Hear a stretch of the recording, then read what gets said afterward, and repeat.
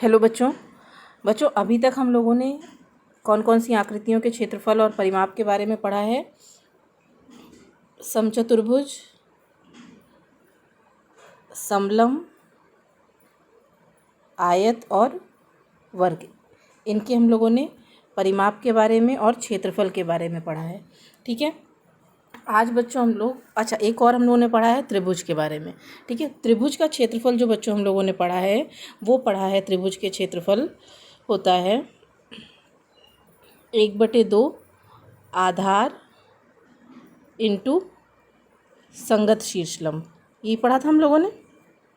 ठीक है, पूरा नहीं लिख रही हूँ मैं। अब अगर मान लीजिए अगर मान लीजिए आपको अगर किसी त्रिभुज की 3 भुजाएं दी हुई हों, ठीक है, 3 भुजाएं हैं, इसका मान दे दिया, इसका मान दे दिया कुछ, और इसका मान दे दिया, और अब आपसे कहा जा रहा है कि त्रिभुज का क्षेत्रफल निकालिए। ठीक है, शीर्षलंब और आधार दिया रहेगा तब तो निकाल सकते हैं फॉर्मूला लगा के, area of triangle is equal to half base into corresponding altitude.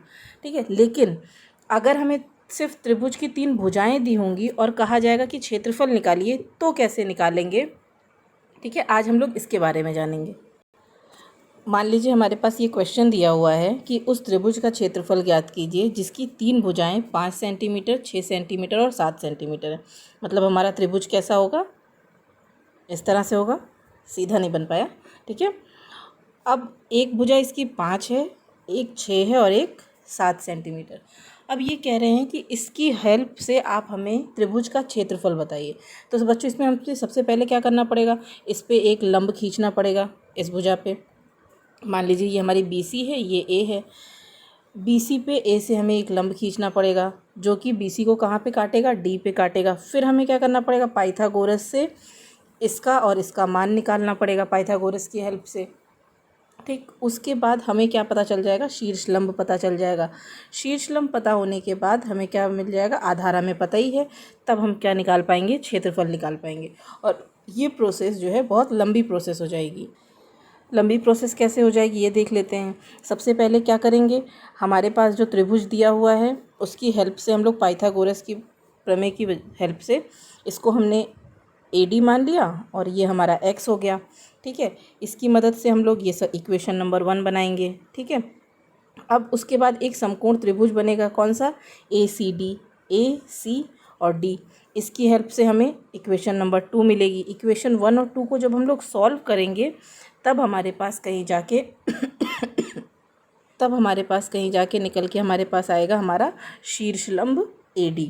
और जब हमारे पास शीर्षलंब AD आएगा तब हमें क्या करना पड़ेगा? त्रिभुज के क्षेत्रफल का फॉर्मूला लगाना होगा और फिर हमें हमारा आंसर मिलेगा 6√6 सेंटीमीटर स्क्वायर। तो इतनी लंबी प्रोसेस हमें ना करनी पड़े, इसके लिए एक गणितज्ञ थे जिनका नाम था, एक यूनानी गणितज्ञ थे, यूनान के गणितज्ञ थे।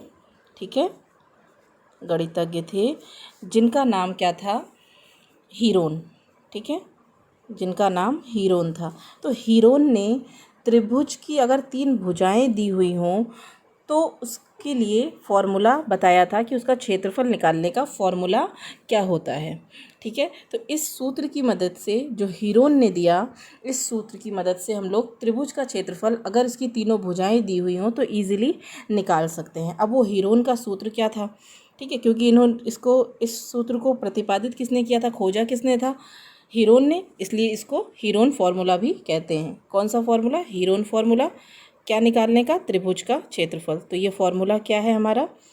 त्रिभुज का क्षेत्रफल बराबर, मैं नीचे लिख रही हूँ, √S, S - A, S - B, S - C। ठीक है, त्रिभुज के क्षेत्रफल का हमारा फॉर्मूला हो जाएगा S, S - A, S - B और S - C।